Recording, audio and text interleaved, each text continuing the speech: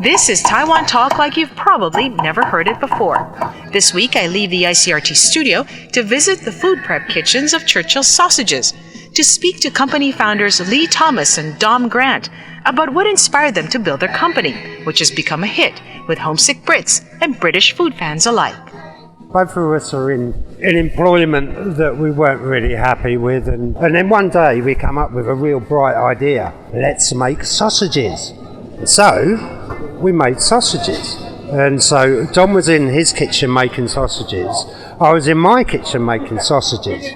And so they ended up being pretty good. And so what used to happen was, around my house, I would get the grinder, the meat grinder, grind out and make sausages. And I made like 20 kilos of sausage. And then Dom would go down to Carnegie's, flog them, we'd get the money back and do it again. But here's where it started getting good. We got really clever. We bought an electric machine. And so now we are making more and more and more. We were selling to friends and whatever and getting more money. And it was going quite well. Then we went to an exhibition down at Nangang, one of these food exhibitions, and we found a small factory that could do ODM for us, that can make our sausages at small quantities. And that was great. So we joined this company called Anderson's, and they were making 50 kilos at a time for us, and then it was just getting more and more and more.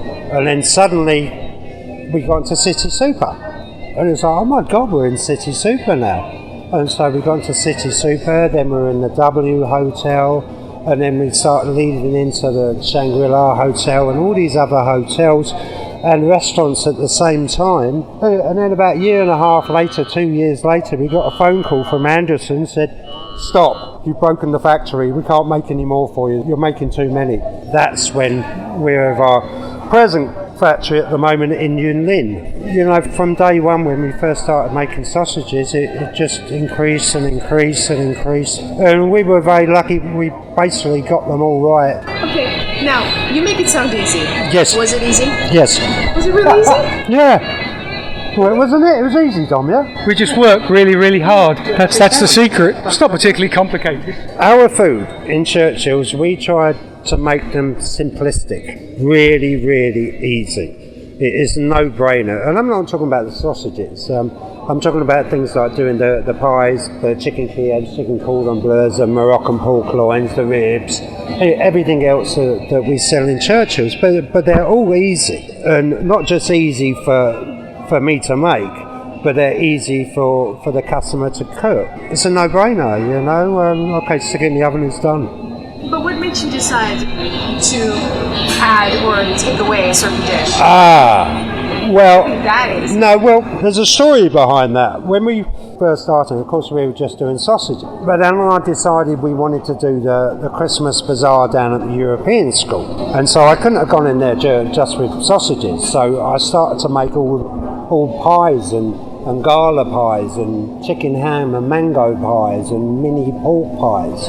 And so we had a stall there. We were going crazy on the day. There was this French guy that kept on coming around. And it was really weird, and he kept coming around. And then later he introduced himself as being one of the very big bosses of Carrefour. And he said, oh wow, I love your stuff.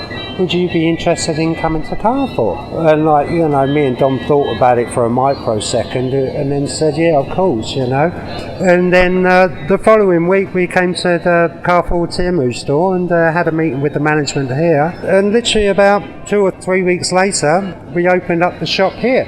But again, I couldn't just open up the shop just with sausages. So it was a bit of a frantic situation. Oh my God, right, we're opening up in Carrefour in 3 weeks' time. I need lots of stuff. So our first thing was to make the 5 different flavours of pie. So I was frantic making all the pies. And again, the pies worked out really, really well. And we didn't have a problem making the pies. So we got them right first time again. And it's just snowballed from there. So after we did all the pies, we had things like sausage rolls, and we had things like... and then a big thing we decided to do was ready meals. And they've been really successful. And then we did burgers, then we did chicken cordon bleu, the chicken Kievs, the Moroccan pork loins, the ribs. And yeah, it's all been really good. If you had to pick a favourite, what would you pick? That's a tricky one. Oh.